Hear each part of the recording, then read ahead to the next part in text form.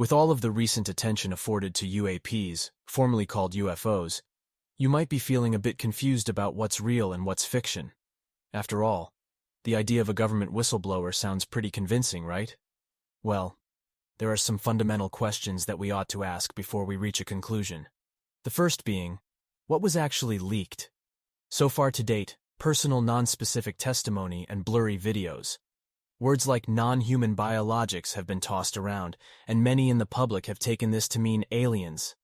But as Neil deGrasse Tyson pointed out on Twitter, to be clear, all animal, plant, and microbial life on Earth, minus humans, constitutes non-human biologics.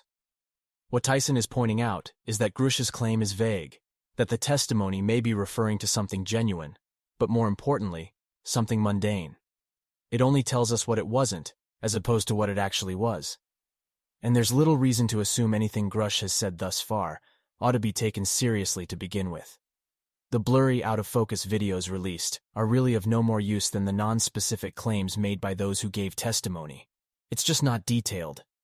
It's worth noting that the Navy hasn't offered any clear footage, and we are led to believe that it's the best footage they possess.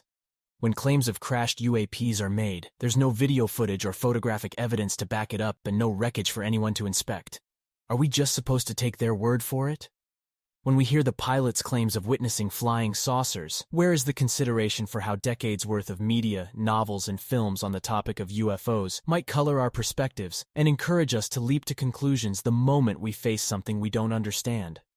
The key to the truth of whether or not Earth has been visited by UAPs or UFOs really lies in the first letter of the acronym, unidentified.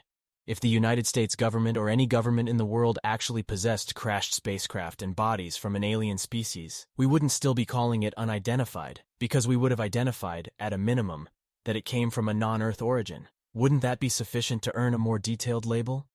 The truth is that these claims are unverified and unsupported. What little evidence has been presented isn't enough to draw any reasonable conclusion, other than to acknowledge that the claims are unworthy of your belief. The time to believe something is after there is sufficient evidence presented to support the claim, and not a moment before. If you like my content, hit the like button and subscribe, and also check out my Patreon.